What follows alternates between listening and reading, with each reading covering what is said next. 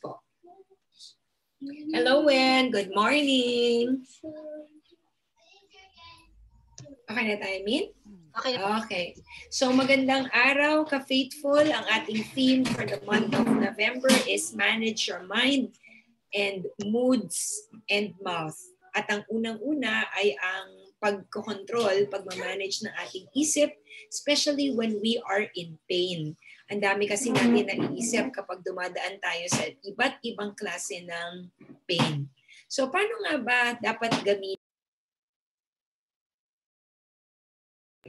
Paano nga po ba gamitin ang ating pong mga pain na pinagdadaanan? Una, yung mga pain na yan will draw us closer to God. Nawa, yun po ang piliin natin.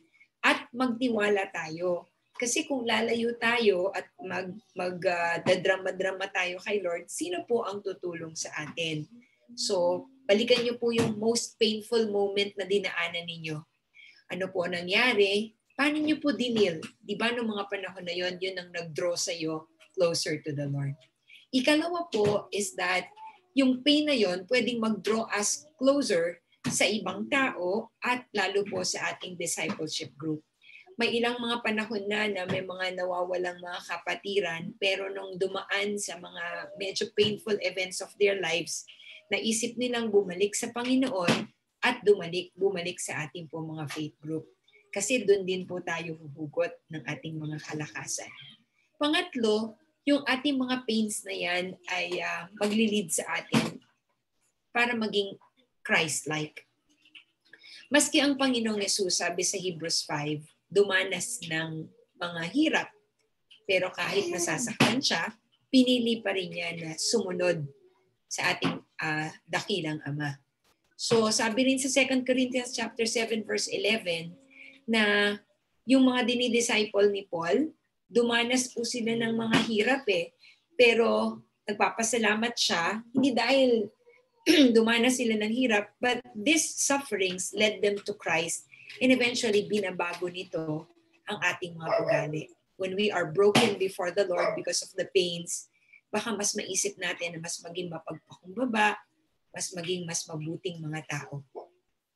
Ikaapat, ang mga pains na yan nawa magamit natin para mag-serve sa ibang tao. Alam po ninyo kapag nakatutok lang tayo sa ating mga sariling pains, wala po lalo lang tayo masasaktan, lalo tayo malulungkot. But when we use our pain, natuto tayo doon, we become stronger. Yan din na magiging ministry natin sa iba. Kasi kung tayo pinagdadaanan natin yon at nagtatagumpay tayo, magiging malaking pag-asa rin yun sa iba. So nawa, mas lalo po tayong mag-serve sa Panginoon kahit may pain kasi i-honor ng Diyos yung lahat ng serbisyong yon. At ang ating pong ikalima, ito ay witness for the Lord.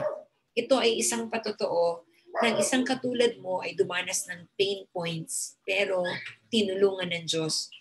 Kahit ang ibang tao na dumadaan sa parehong pagsubok, humuhugot sila ng pag-asa mula sa iyo na habang nagpapatotoo ka na kung napagtagumpayan mo, mapapagtagumpayan din nila.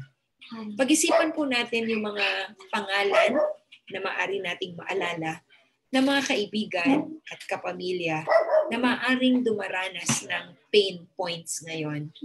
Paano po kaya tayo magbibigay ng pag-asa sa kanila? Yung mga dinaanan po natin, sino po kaya yung ibang tao na nakangailangan ng encouragement mula sa atin? So God bless, ka-faithful, and I hope that we will be able to use our pain for the greater glory of our Lord Jesus Christ. God bless us.